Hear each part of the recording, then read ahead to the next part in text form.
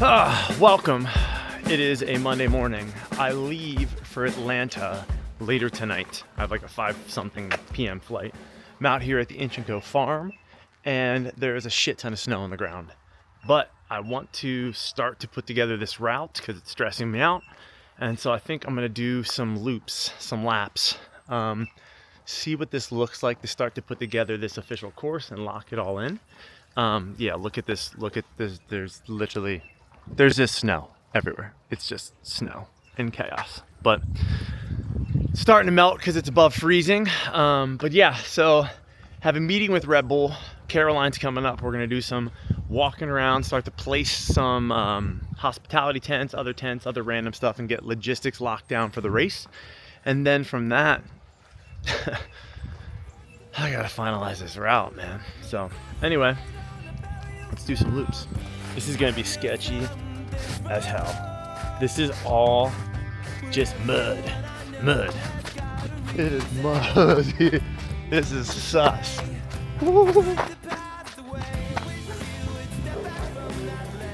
Some big dogs, bro. It's okay. It's okay. Hi.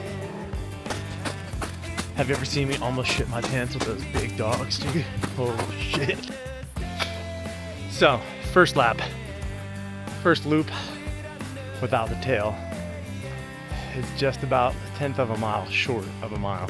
The loop that I have without a kickback is a little shorter, and then see if I can do that 4 times rather than 3, since now we know what the kickback is.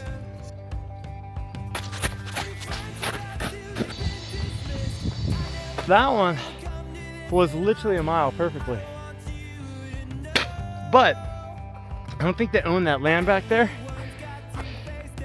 What I'm kind of thinking at this point is having this runway be like the start to the loop. So you close and finish on the start line, and the actual tracker will be down there by where the pavement begins. So people will start in that area, walk over it, and they'll run this amount to gather onto the trail. So it adds an extra little bit. Look who it is, everybody. It's Caroline.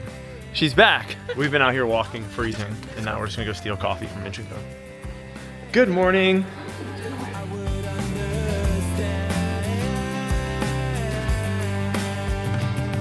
Thank you. Do you want to say by the end of the week, let's get like a route, and then look how sick would be right here. Yeah, and then we can make like a mock-up of like what hospitality looks like, and then like plan out the different parkings to know the zones for that. And then identify like what the crew participant versus that parking looks like.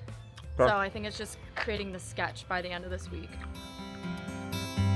I go home to the coast, it starts to rain, I paddle out on the water. So we're here outside of Lululemon, and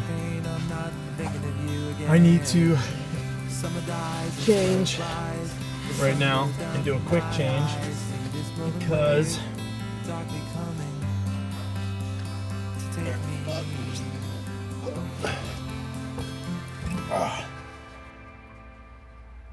better late than never, but never late is better. Dude, if you just saw me change in my car, no you didn't. Are you recording yourself? No, I'm recording Oh, slay. There's your coaching.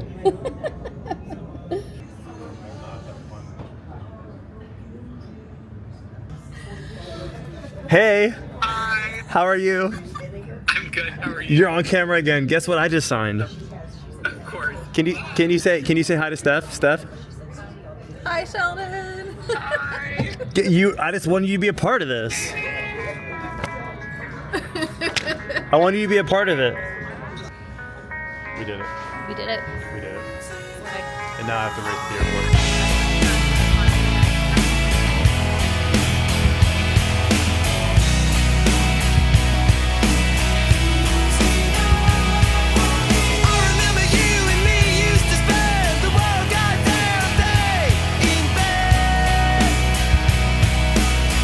Protein bar, full power.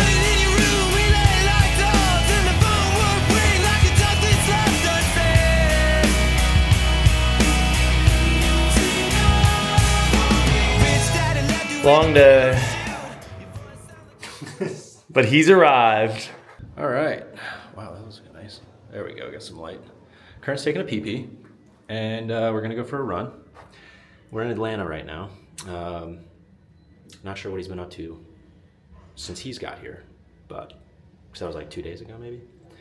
I just got here, so we're gonna go for a run and go to dinner. It's gonna be a great time. There she is.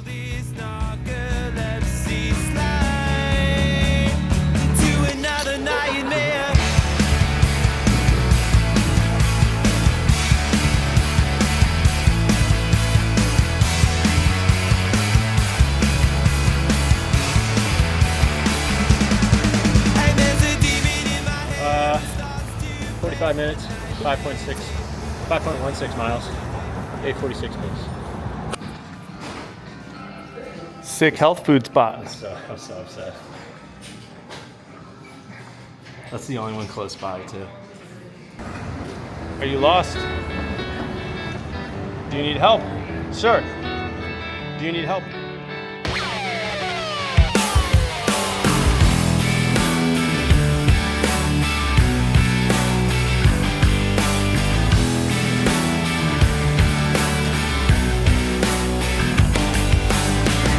It's all in your mind, she said, the darkness and the light.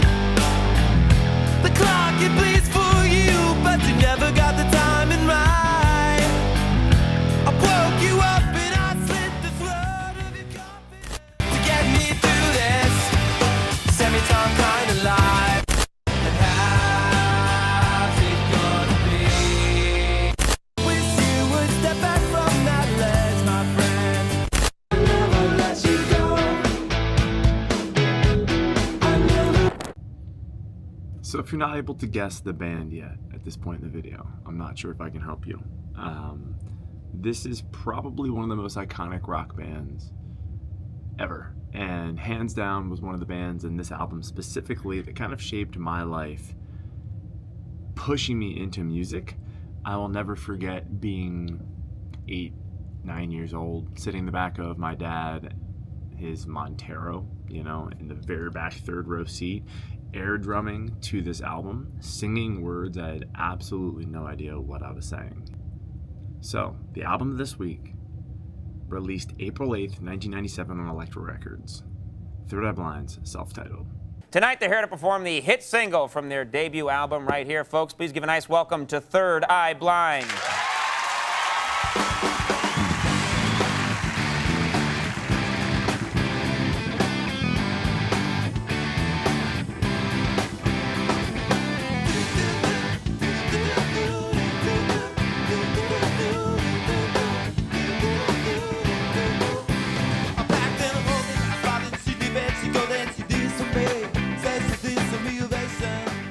There was absolutely no way at this time frame in the 90s, there was a lot of transition happening. You had Pearl Jam, you had Nirvana, but then out of nowhere, Third Eye Blind came around, right? And there was no way if you're driving in a car that in 10 minutes of listening to the radio, one of their top songs was not coming on. Formed in San Francisco, California.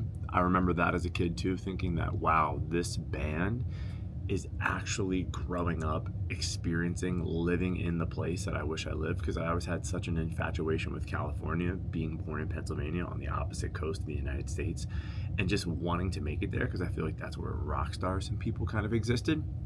But yeah, just super iconic moments for me growing up. And my dad, ironically enough, played snare drum, not a drum set, in high school, and he knew how to do like basic rudiments.